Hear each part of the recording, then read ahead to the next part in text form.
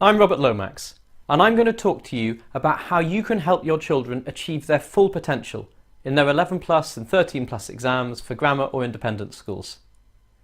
If you've been asking the advice of everybody you know, trawling the web for past papers, wondering how many thousands of pounds to spend on a private tutor, hang on a second. Take a deep breath. Make a cup of tea. Because over the next few minutes, I'm going to give you some totally practical advice which will help you prepare your children for success with the absolute minimum of worry. In this 3-video series, I'm going to focus on dealing with the topics which you asked for in my recent survey. The number one request was for advice about developing comprehension technique, and I'll be discussing that in video 2, along with an effective approach to maths practice. Building writing skills wasn't far behind. I'll talk about that today. And one overriding concern was how to help your children with topics that you aren't confident about yourself. That's going to be the overall focus of videos 1 and 2. I'll also deal with many of the other topics you asked for, and I'll be doing a roundup of your unanswered questions in the final video. I'm going to help you find an overall approach to helping your children learn. And towards the end of this course, I'm going to talk about how you can structure a study plan to make success achievable without stress. By watching these videos, you will, I hope, develop a clearer idea of how to help your children along without spending all your savings and getting swallowed up by panic. And over this video series, you'll acquire a really clear set of tools which you and your family can use right away. As well as answering your questions, I'm going to show you some of the best techniques for success which I've developed over many years and thousands of hours of teaching with children of all abilities. I can't promise that every child will get into the school of their choice. I can promise that if you and your child take these simple ideas and methods on board, they will be better equipped to show themselves at their very best and make the most of the talents they have. I know that's a big claim to make, but there's no magic involved. I've learnt that there are a few core skills which apply across the board, and that the best methods for learning these skills can help almost anybody perform well in tests. And when people have a clear idea of how to achieve what they want to, even the most insecure and self-doubting people can find the confidence to turn their academic lives around. That's why I started writing educational books, and why I founded RSL Educational. In this video, I'm going to show you how, with a few simple techniques, you can make a huge difference for your child, whether or not you choose to use my materials. You might be thinking this is too good to be true, too simple. Well, none of it's simple, but all of it is achievable by you and your family, and if you go about it the right way, it can be transformative. With a bit of effort, if it's focused on the right things, and especially if the work is enjoyable, it's pretty amazing what a young person can achieve. Now, far too much education is about children doing work, handing it in, and getting a mark back. What they need is a way to understand their own work, to become skilled at identifying the strengths and weaknesses in their answers so they're empowered to direct their own learning. I spent years telling children how to write things, how to structure a comprehension answer, how to make a start with a maths question, how to write a good story. And sometimes they got the idea straight away, but quite often they didn't. And however many times I went back and told them again and again and again, some children just didn't get it at all, ever. It seemed that even my clearest, my very best explanations just didn't make sense, however hard I worked to make them better. Then, in frustration, I know that's not a good reason, I started doing the work for them. Look, give me the pen and watch. This is how you do it. And, almost like magic, they started to get it. And I thought, could this be the solution I've been looking for? So I began carrying model answers around with me. Look, I'd say, here's one I wrote earlier. I'd ask the student to compare their answer with the example I brought and explain the differences, how theirs could be better, how mine could be better. For a while, this was great. My students started to do better in school. More importantly, they were starting to think about their work more critically, more objectively. But over time, I realised that some of the magic of those earlier lessons, when I'd worked alongside my students, had gone. I kept trying. Maybe I just had to focus on comparing our answers more effectively. Perhaps I could make games out of it, find ways to create a sense of competition. But it wasn't enough. So I put my pre-written answers away. More and more often, I wrote my answers alongside the student while they worked. Even if this meant I wrote an answer to the same question for 3 different people on the same day and went home feeling I never wanted to look at it again in my life. And it worked, just like the first time. This was what I'd been missing. I had to work at the same time as the child, while they worked. If my answer was elegant and well written, straight away the child had something to imitate. But, and this is the really important thing, if I was tired and a bit bored and I let a mistake or 2 slip through, I hadn't explained a quote clearly, or, this is pretty terrible, I'd forgotten the units at the end of a maths question, this was even better. They pounced on it triumphantly. If I could get it wrong, they realised, then obviously I didn't have superhuman skills after all. And in that case, surely they could produce brilliant work for themselves. But above all else, by correcting and improving my answers, they learnt how to improve and develop their work far better than they ever had before. This was great for comprehension, great for maths, and absolutely fantastic for essays and stories. And this, taking the time, just sometimes, to work with your child, is the core of the method I'm going to be showing you. But there's a lot more to it, so stick around a while longer. Now I guess you're thinking that this is all very well for a tutor, who probably knows well enough how to write answers for school tests. But what if you don't have a clue how to answer comprehension questions? You've never written a story in your life. You're terrified of maths. How do you help your child if you worry that you know even less about these things than they do? Well, don't go away. This approach is possibly even more useful for you than it would be for an experienced tutor. Let's look at an example. I know that some 11 plus tests don't include creative writing, but it's a great way to introduce the concept. And 13 plus exams virtually always include writing. And anyway, it's really important to develop these skills, whether or not they're for an exam. Imagine a situation where a tutor sets the following 5-minute writing task. Describe a ruined city at sunset. The student writes this. All the stones were red because of the red sunset, which made them stand out. It wasn't warm anymore, it was quite cold. The sea was loud and quite frightening. The city was very broken, and I don't think anybody lived there anymore. We decided to go because a wall fell and a piece hit me on the head. We have a sandwich and then get back in the car. There are quite a few things I might say about this straight away, but how many of them would actually sink in?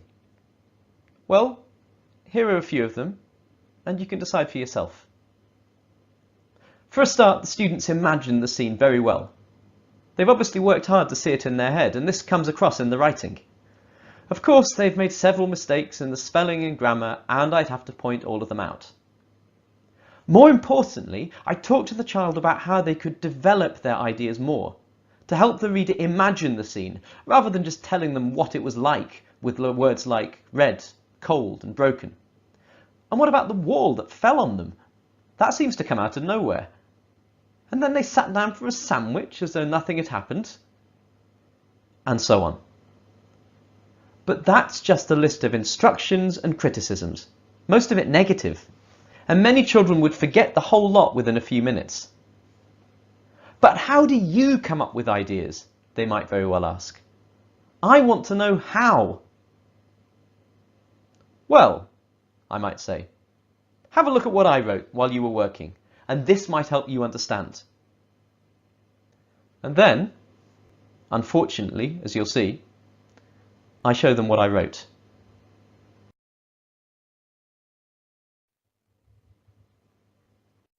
The sun was setting, drenching everything, including the remains of a Roman aqueduct which stood among the dunes that had engulfed what remained of the ancient city, in a brilliant ochreous yellow light. Waves were breaking over the remnants of the ancient harbour works, and down on the foreshore, where the air was full of flying spume, a man on a camel, dressed in rags which were streaming in the wind, was the only other human being in sight. And the student, being very polite, of course, says, "Wow, that's brilliant. How do you do that?" But what they're really thinking, probably, is, I could never do something like that. There's no point even trying.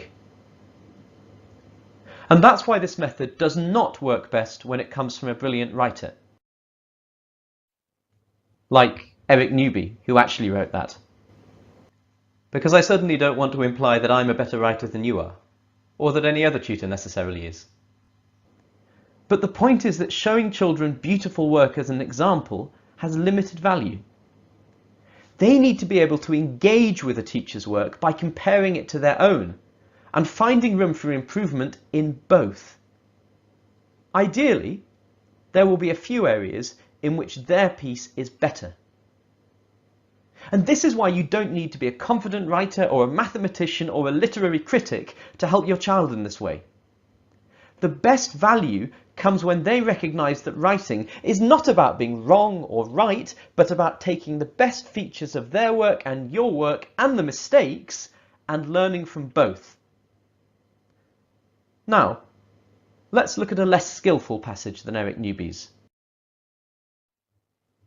It's a passage that an adult with no special practice as a writer might come up with in response to the same question, and see how that could be far more useful when we put it alongside the child's work. Here we go. It took her a while to see that they were ruins. But then Mary realised that it was the skeleton of a house. 1 house, 2, 3, 100. She felt scared. All around her, these hillocks had once been alive. She could almost smell the scents of a city as the orange light sank across it like a lid, and she imagined thousands of fires burning. As she imagined the fires, she imagined that the fog was their smoke. This is a nice bit of writing. It uses a character well to draw us into the scene, and there are some good descriptions. But there are also lots of things a child might pick up on, and even criticise. And by doing this, they learn really important lessons for their own writing. Here are some of the comments I might expect to get from a thoughtful 10 or 11-year-old. How did Mary realise it was a house? Why didn't she notice before? Was it covered in something perhaps, like moss or grass? Wouldn't a skeleton be pretty complete? Maybe bones would be a better word to describe something this ruined. 1, 2, 3, 100. This works really well because it shows her looking around and trying to count. We can really see into her head. That's something I could try. Hillocks is missing an L. Why did she feel scared? That seems to come out of nowhere and it doesn't really make sense. Is she imagining dead people underneath her, maybe? Shouldn't there be a full stop after the sense of a city? I really like the idea of using smell like that. I'll do it next time.